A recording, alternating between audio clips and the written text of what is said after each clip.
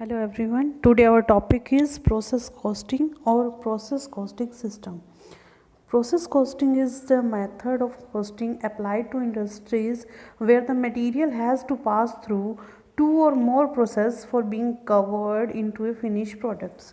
When a product or material has to pass through the different stages or different processes or different departments or cost centers or machines before it becomes saleable or a finished product, the system of costing applied then to calculate the cost of production per unit or total cost of production. Each stage or process or department is known as the process costing system. To produce these products, when one process is completed, the other process starts on that product. So the output of the first product process is the raw material of the second process, and the output of the second process is become the raw material for the third process. These series go on up to that stage that the goods are converted into finished goods. So many products, whether these are of consumer products or industrial products, have to pass through the various stages to be converted into finished goods or saleable products, like paper, paint, cloth, sugar, medicines, chemical, oil, rubber, biscuits, etc. etc. So, process costing is basically a method of costing used to ascertain the cost of product at each process, operation of stage of manufacture where process are carried on having one or more of the following features defined by the Weldon, where the product of previous process become the raw material for the next process, and where the next when there is simultaneous production at one or more process at different products with or without byproducts, and where during one or more processes the products are not distinguishable or not differentiated from one another, as for instance where finished products differs finally only in shape. Similarly, according to Charles, process costing is applied to those concerns which produce a commodity that has to go through several processes and which require to know the cost of each process. So, while discussing these of the definitions of process costing or process costing system, we come to know that there are various characteristics in the process costing system. One of the major characteristic is raw material has to pass through a series of process before it is converted into finished goods. Another thing which we noticed, that the product of the first process become the raw material for the second, and the product of the third, and so on until the finished goods are produced, and the raw material passes through in the pre-planned series of processes.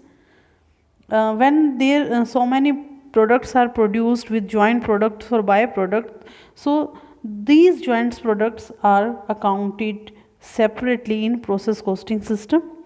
The cost of each process can be calculated by dividing the process cost by the number of units produced in that process only. So we can find out uh, the exact cost of various processes also along with the total cost.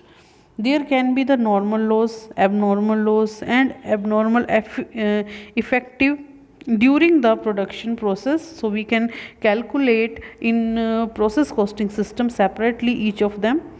It is not possible to trace the identity of any particular lot of or output to any lot of input of material. For example, we cannot identify which bag of flour has been used for which packet of biscuits or bread.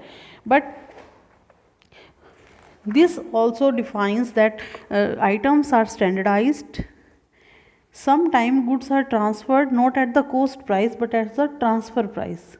Transfer price actually is the price which includes cost plus profit from one process to another to know the efficiency or to compare the cost of production with market price of the product.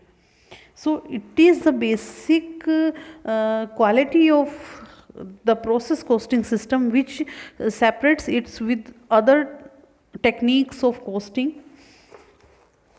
Application of process costing, if we can say that there can be a large number of industries where process costing may be applied, we can apply process costing in paper mills, in oil refinings, vegetable oils, as well as in food products. We can also use process costing in paints, in ink, and varnishing, milk products also, chemical industry, cloth industry, biscuits and bread, soap making, meat products, rubber industry, and also tire making, perfume making, etc. So these are the industries when where we can use when we use process costing very efficiently. Process costing is basically a accounting process, and the basic elements of process cost accounting are direct material, direct labor, direct expenses, and overhead as well. Direct material, as we know that the material used in the production process, direct labor is the labor associated with production process. Direct expenses are the expenses related to the production directly, and overheads are the factory overhead, office overhead, selling and distribution overhead. All the overhead expenses are distributed or apportioned among the processes on a reasonable and relevant base. The bases are of various types. If the base of distribution is not given in the problem, then these are distributed on the basis of labor cost, because it is the most scientific and relevant and appropriate, as most of the overhead are related to the welfare of the workers. So when there is no clarification about the base of the overhead apportionment, we can use the labor cost at that place. The share of the overheads of each process is shown in the debit of the concerned process account. The basic formula of calculating cost per unit of each process will be cost of output in the process divided by normal number of units in the process. So this is the formula which we can use in calculating cost per unit of each process. In this method, the output of the first process works at the raw material, as we discussed earlier, and the second process and the output of the second work as the raw material of the third process. So it is very important to take very much it is very important to take into consideration all the things at each process, because when output of a particular process is not calculated properly, the entire cost calculation after that process becomes irrelevant and inappropriate. So we have to discuss, or we have to take care of the uh, all processes, process 1, process 2, process 3, or we can say process A, B, C, whichever the name is taken there, but the all the process are of same importance, and they are taken care of. General principle of process costing are just like a separate account for each process is opened, and each process is considered as a separate department, or each process is considered as a different cost center to calculate cost of each process. All the direct and indirect expenses related to a specific process are shown in the debit of the concerned process.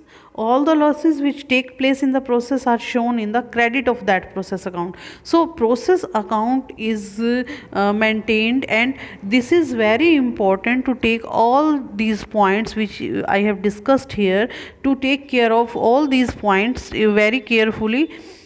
If there is any byproduct and in any process, and the byproduct has any sale price or any market price, then it is shown on the credit of that particular process concerned. The output of the previous process is transferred to the next process, and the final product is then transferred to finished stock account. Obviously, when cost of the process is divided by the unit produced in the process, it results into per unit cost of that process. In process costing system, the unit produced in each process are also recorded, and hence there is a separate column for units introduced and units produced in every process. Uh, as we discussed earlier, in the process of manufacturing, the normal loss, abnormal effectiveness also recorded in the units of the process account, as the case may be.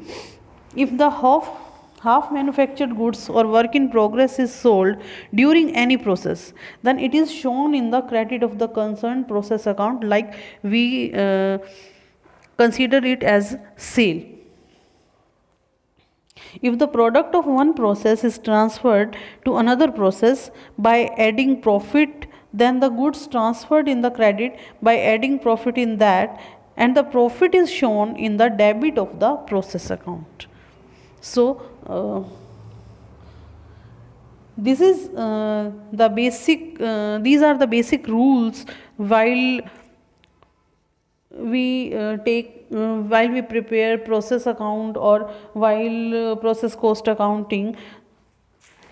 Next, we have to discuss problems of process costing. Problems of process costing are basically related to wastage of material, byproducts and joint products, and margin of profit. Wastage of material, as we have discussed earlier, these are three types of problems which we take into consideration.